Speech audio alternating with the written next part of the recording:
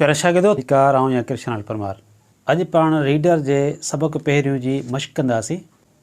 प्यारा शागिर्दो, अल्लाह साईं जी साराह में चयल बैत खे हमद चइबो आहे। इन मश्क जो पहिरियों हिसो नंबर 1, पढ़ो ऐं वर्जायो। जेकॾहिं कंहिं इस्म जी जिन्स मुज़किर हुजे ऐं पोयां पेश हुजे त उहा हिकु शइ चइबी, ऐं जेकॾहिं पेश खे हटाए पोयां अख़र ते ज़बर ॾींदासीं त इहे शयूं घणियूं थी पवंदियूं, यानी जमा ठही पवंदो। जीअं ही गीत, हिकिड़ो गीत, ऐं ही गीत, घणा गीत। गीत, गीत। अंब, अंब। वेस, वेस। गुल, गुल। अर्श, अर्श। हाणे असां नंबर 4 ते हलूं था। टेबल ठहियो पियो आहे ऐं हिननि खाननि में 4-4 अखर आहिनि ऐं हिननि खाननि में 2-2 अखर आहिनि। अखर मिलाए लफ़्ज़ ठाहियो, जीअं मीम, अलिफ, लाम ऐं काफ़। हिननि अखरनि खे मिलायो त लफ़्ज़ ठहे थो मालिक। हिन खाने में 4 अखर आहिनि, ते, अलिफ, रे, अलिफ। इहे अखर मिलाईंदासीं त लफ़्ज़ ठहंदो तारा, तारा। हिन खाने में बे, अलिफ, गायन, नून। हिननि अखरनि खे पाण में मिलाईंदासीं त लफ़्ज़ ठहंदो बाग़न, बाग़न। हिननि अखरनि खे मिलाईंदासीं। इहे अखर कहिड़ा आहिनि? दाल, वण ऐं इहे यको। हिननि खे मिलाईंदासीं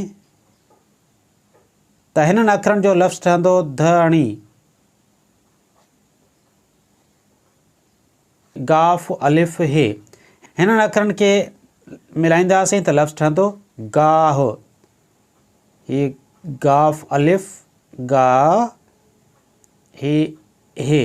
तंहिंखां पोइ नंबर 5 आहे, मिसाल मूजिबि मुकमल करियो ऐं अखर जो आवाज़ु अदा करियो।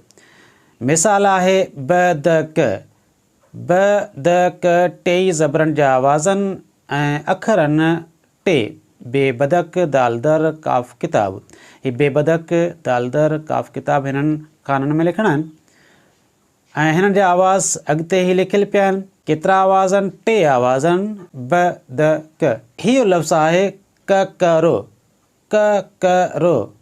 घणा अखर आहिनि? 2 अखर आहिनि, काफ़, ॿियो काफ़ ऐं रे। हिननि अखरनि खे पाण हिननि खाननि में लिखंदासीं। काफ़, ही काफ़, ही रे। घणा आवाज़ आहिनि? 2 आवाज़ आहिनि, ककरो। हिननि आवाज़नि खे हिते लिखंदासीं। क, काफ़ ज़बर क। हीअ आवाज़ आहे ज़बर जो क। ॿियो आवाज़ बि ज़बर जो, काफ़ ज़बर क। क, क, रो, रे पेश रो। रे खे पेश आहे, ही रे पेश रो आवाज़ आहे। क, क, रो। 2 आवाज़ आहिनि। जबलो। अखर घणा आहिनि? 2 अखर आहिनि। जीम, जुती आहे, बेबदक ऐं लाम, लकुण। 2 अखर आहिनि। हिननि अखरनि खे असां हिननि खाननि में लिखंदासीं। जीम, बेबदक, लाम, लकुण। ही 2 अखर हिननि खाननि में लिखियासीं। हिन लफ़्ज़ में घणा आवाज़ आहिनि? 2 आवाज़ आहिनि। कहिड़ा कहिड़ा? ज, ब, लो। त हिननि आवाज़नि खे असां हिते लिखंदासीं। ज, ब, लो। ही 2 ज़बरनि जा आवाज़ आहिनि, नंढा सुर आहिनि, ज, ब ऐं हीअ आवाज़ आहे पेश जो, लो। गजर। घणा अखर आहिनि? 2 अखर। हिननि अखरनि खे हिननि खाननि में लिखंदासीं। पहिरीं लिखंदासीं गाफ़, पोइ जीम, पोइ रे। आवाज़ घणा आहिनि? 2। ग ज़बर जो आवाज़ आहे, गाफ़ ज़बर ग। ज ज़बर जो आवाज़ आहे, जीम ज़बर ज, ग, ज, र, रे ज़बर र। 2 आवाज़ आहिनि, ग, ज, र। हाणे नंबर 6, हेठि ॾिनल अखरनि खे तरतीब सां लिखो। त हिननि अखरनि खे तरतीब सां असां लिखंदासीं। पहिरीं अलिफ ईंदो, पोइ बेबदक, पोइ बेबकरी, पोइ बेभित, पोइ ते तारो, पोइ थिए थेलो,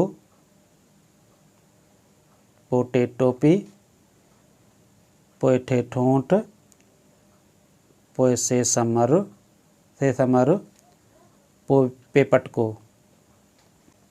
पोइ जीम जुती, तंहिंखां पोइ ñe मुञ लिखंदासीं, ñe मुञ, ñe मुञ खां पोइ चे चंड, ही चे चंड, हाय हजम, हाय हजम लिखंदासीं, ऐं पोइ हाय खचर, ही हाय खचर। नंबर 8 आहे सुञाणो ऐं ॿुधायो। ही सभई मेवा आहिनि। ही शक्ल आहे नारंगी जी। नारंगियूं, सूफ़, चांहियूं, अंब, केला, ज़ैतून, अंगूर। अॼु असां रीडर जे सबक़ पहिरियों जी मश्क़ कईसीं। हिन खां पोइ असां ईंदड़ वीडियो में रीडर जो सबक़ ॿियो पढ़ंदासीं।